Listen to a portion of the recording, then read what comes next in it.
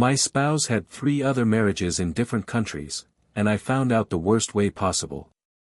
I never thought I'd be the kind of person writing on Reddit, especially not in the "my life has become a soap opera" section, but here I am. I'm a 32-year-old man, and until 6 months ago, I thought I was happily married to the love of my life, Emma, 31F. We'd been together for almost 3 years before tying the knot, and our relationship, at least on the surface, seemed perfect. We laughed together, traveled, planned a future with kids and a house by the sea. I truly believed she was my soulmate.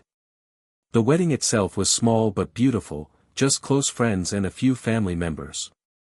Emma said she wanted it intimate because she didn't like big crowds, which I thought was sweet at the time. We exchanged vows in a little coastal town in Maine, took photos on the beach, and I remember thinking, this is it, I'll die next to this woman someday, and I'll be happy. But then, 6 months into our marriage, I learned that I was just one man in a very long line of Emma's husbands. And I learned it in the worst way imaginable. The first hint. It started innocently enough. I was in the living room on a Saturday morning, making coffee, when her phone started buzzing on the table. She was in the shower, so I glanced at the screen to see if it was important. The notification was in French, and my high school French was just good enough to catch the words "mon mari," my husband. I froze. The sender's name was Lucy. It wasn't just a friendly text. It was urgent, asking Emma to please call, it's about your wedding in Marseille. My first thought was that maybe Lucy was a friend joking around, or it was some spam. But when Emma came out and saw me holding her phone, her face went pale. She snatched it out of my hand so fast she almost dropped it. I asked her who Lucy was. She said she was an old friend from a study abroad program and changed the subject. But something in her voice was wrong. Forced. Digging. I tried to let it go, but curiosity got the better of me. That night, when she was asleep, I checked her phone. She had a passcode I didn't know, but I'd seen her type it in before. I found a thread of messages in French, Spanish, and English. Some from Lucy, some from people I didn't recognize. The messages weren't just friendly chatter. They talked about anniversary dates, paperwork, and, most chillingly, the kids. I didn't know she had kids. One message, from someone named Carlos, read, "I'm coming to Madrid next week. We need to talk about our son." The confrontation. The next day, I confronted her. She tried to laugh it off, saying Carlos was just a delusional ex-boyfriend who liked to cause trouble. But the more I pushed, the more her story fell apart. Finally, she broke down and admitted, yes, she had been married before. Twice. But she claimed both marriages were fake and only for visa reasons. I wanted to believe her. I really did. But I couldn't shake the image of those texts about kids and anniversaries. The breaking point. 2 weeks later, the truth hit me like a freight train. I was at work when I got an email from an unknown address. The subject line was, "You don't know who you married." Inside were attachments, scanned marriage certificates from France, Spain, and Canada. All with Emma's photo. Different names, but the same face. Different husbands. Different wedding dates. One marriage was still active. The email sender claimed to be a private investigator hired by one of the other husbands, who had also started suspecting something.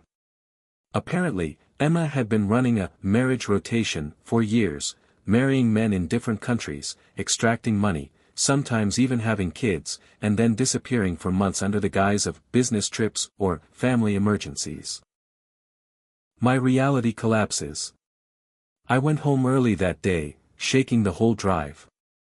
When I walked in, she was on the phone, speaking rapid French. She froze when she saw my face. I dropped the printed documents on the table. She didn't even deny it this time. She just sighed and said, "I guess you weren't supposed to find out yet." I wasn't supposed to find out yet. Like it was some kind of scheduled reveal. She told me I was overreacting, that it was complicated, and that her situation was unique. She said the marriages were arrangements that I couldn't possibly understand, because I've never been in her position. I asked about the kids. She went quiet. The final straw. The investigator emailed me again a few days later with more proof, photos of her with each husband, holding children that looked suspiciously like her. I learned she had a 6-year-old in Spain, a 4-year-old in Canada, and a toddler in France. And here I was, in the US. Thinking we were planning to start a family together. That's when I knew this wasn't something I could work through. She wasn't just a liar, she was running a full-scale, international marriage scam. I've since filed for annulment and reported her to the authorities. The investigator says there are at least 5 other men who might be in the same situation. I still can't believe the woman I married is basically a real-life soap opera villain. If anyone reading this has ever thought that could never happen to me, trust me, it can. I thought Emma was my safe harbor. Turns out, she was a storm I didn't see coming until it destroyed everything. When I posted my first story, I was still in shock. I just discovered that my wife Emma was married to multiple men in different countries, possibly had children with them, and was running what looked like an international marriage scam. What I didn't expect was how fast everything would start to unravel after that post. Contacting the other husbands. After the investigator sent me the marriage certificates, I asked him for contact information for the other men. At first, he hesitated, said he didn't want to break confidentiality agreements. But when I told him I was prepared to go to the police and make this a formal criminal matter, he gave me what I needed. The first man I spoke to was Julien, a French architect living in Marseille. When I introduced myself and told him I was Emma's husband, he went dead silent for a full 10 seconds before muttering, "So she did it again." Julien had married her in 2018. She went by Claire with him. They'd met at an art exhibit, and she'd swept him off his feet with her charm. 2 years into their marriage, she started disappearing for work trips, sometimes gone for months. He'd caught her in lies but never had solid proof until she didn't return from a trip to Canada, and then sent him divorce papers from abroad. The second man, Carlos, was in Madrid. He was less polite. The moment I said her name, he launched into a torrent of Spanish curses. Turns out he'd been with her since 2016 and had a son with her. The boy was 6 now. Carlos believed she had another family somewhere else but never guessed there were multiple. The third man, Mark, was Canadian. Married her in 2019 under the name Sophie. They had a 4-year-old daughter. He had no idea she was married to anyone else. He thought she was visiting her sick mother in Europe whenever she vanished. And then there was me, husband number 4. The pattern emerges. As I compared timelines with these men, a horrifyingly precise schedule emerged. Emma rotated between countries like clockwork. January, April, Canada with Mark. May, July, France with Julien. August, October, Spain with Carlos. November, December, USA with me. The arrangement allowed her to spend enough time with each man to maintain the illusion of being present, but short enough to excuse her absences with business trips or family emergencies.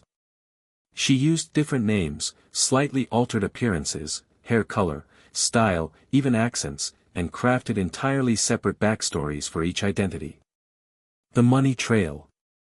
The investigator, whose name I now knew was Paul, had been following her for months before I ever found out. He'd been hired by Julien after she'd vanished from France. Paul showed me bank records. She was draining money from each husband's account in small, unnoticeable amounts, funneling it into a web of offshore accounts. Over the years, she'd taken hundreds of thousands of dollars. She also had a habit of buying expensive jewelry as gifts from each husband, then pawning it in another country. The children. The part that still guts me is the kids. Paul had photos of her with each child, smiling like the perfect mother. I couldn't reconcile that image with the con artist I now knew her to be. But according to both Carlos and Mark, she wasn't much of a mother. She was affectionate when she was around, but she'd vanish for months without warning, leaving the fathers to raise the kids alone. It wasn't even clear if she loved them, or if they were just part of her cover story. The Confrontation 2.0. Once I had all this information, I confronted her again. This time, I wasn't alone, I had Paul and 2 police officers with me. We caught her as she was packing a suitcase. She didn't fight. She didn't cry. She just looked at me and said, "I told you, you wouldn't understand." When the police read her rights, she didn't flinch. It was like she'd rehearsed this moment. The twist. Here's where it gets insane. A week after her arrest, Paul called me. He'd found evidence of at least 2 more marriages, one in Italy, one in the UK. That brought the total to 6 husbands across 6 countries. And here's the kicker, in the UK marriage, she was married to a woman. When I asked Paul why she'd marry a woman, he said it might have been for property inheritance or another kind of financial gain. In that case, the UK spouse had already died, and Emma had inherited a large sum of money, which she then used to finance her travels and scams. The aftermath. The police in my state charged her with bigamy and fraud. Interpol got involved because of the international nature of the crimes. She's now facing potential prison time in multiple countries. I've been in touch with the other husbands regularly. It's strange, we've formed this weird support group. We compare notes, share legal updates, and sometimes just vent about how surreal this whole thing is. The saddest part is knowing that while we were all falling in love with her, she was treating us like items on a rotation schedule. None of it was real for her. The emotional fallout. It's been months now, and I still have trouble trusting people. I keep thinking back to little things, the way she avoided certain questions, the business trips, the weird inconsistencies in her stories. But the truth is, she was a master at weaving lies. I don't think I could have caught her sooner without someone like Paul digging into it. Where we are now.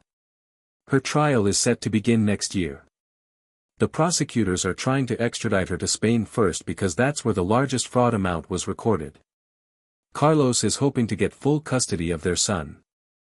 Mark is already in court for custody of his daughter. Julian just wants closure. As for me, I'm legally free from her now. The annulment went through. Financially, I'm still recovering. Emotionally, that's going to take a lot longer. Sometimes I wonder how many other people are out there like Emma, living triple, quadruple, even sextuple lives. If I've learned anything, it's this. Charm can be the most dangerous weapon in the world. When I last updated, Emma was in custody, facing charges in multiple countries for bigamy, fraud, and identity theft. I thought I knew everything there was to know about her schemes. I thought the worst was over. I was wrong. Pre-trial chaos. The months leading up to her trial were exhausting. Every week, there seemed to be a new headline in a foreign newspaper about her crimes. The tabloids in Spain called her La Novia Fantasma, the Phantom Bride. In France, she was Lepus aux 6 visages, the wife with 6 faces. Interpol investigators dug deeper, uncovering financial records, passport stamps, and even old social media profiles under different names. Each one painted a clearer picture. Emma was meticulous, patient, and terrifyingly good at becoming whoever she needed to be. Meeting the others in person. Before the trial began, the other husbands and I agreed to meet in person. Julian flew in from France, Carlos from Spain, and Mark from Canada. Seeing them all together was surreal. We were strangers, yet connected in one of the most bizarre ways imaginable. Julian was quiet and composed, Carlos was fiery and blunt, and Mark looked like a man who hadn't slept in months. We spent hours comparing stories over coffee, realizing just how much overlap there was in her lies. The most painful moment came when Carlos pulled out a photo of his son, and Mark quietly said, "She has the same smile in the pictures with my daughter." The courtroom. The trial took place in Spain, since that's where the largest financial fraud charges were filed. Emma was extradited there under heavy security. When I saw her for the first time in months, she was wearing a crisp white blouse, hair neatly tied back, looking every bit the innocent woman falsely accused. If I didn't know better, I might have believed her performance. The prosecution laid everything out. 6 marriages, multiple identities, forged documents, offshore accounts, and over $800,000 in stolen money and assets. They even brought in Paul, the investigator, as a witness. But Emma's defense was bold. Her defense. She claimed that every marriage was consensual and open, that all of us knew about each other but agreed to keep quiet because it was beneficial for everyone involved. She painted herself as a woman trapped in complicated international relationships, saying she never meant harm and that the money transfers were gifts. I nearly laughed out loud. But then she looked directly at me while on the stand, and smiled. That same, calm, knowing smile that had once made me feel safe. It was unnerving how confident she seemed. The bombshell.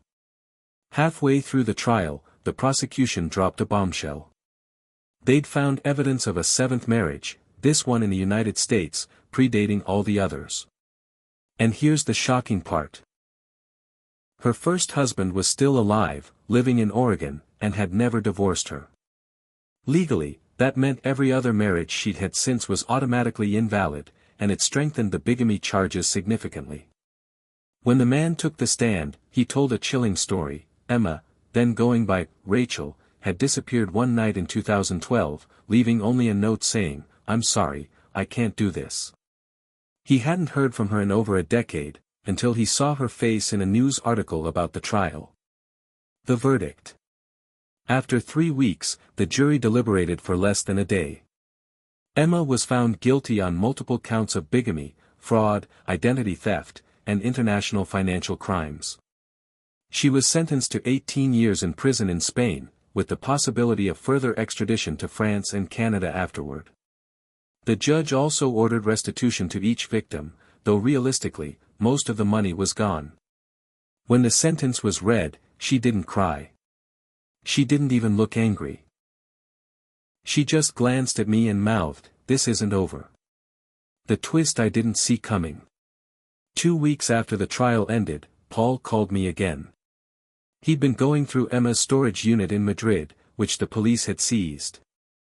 Inside, he found a locked briefcase. When they forced it open, they discovered multiple passports, but here's the thing, one of them wasn't Emma's. It was mine. Not my current one, an expertly forged passport with my name and photo, but a different date of birth and place of origin.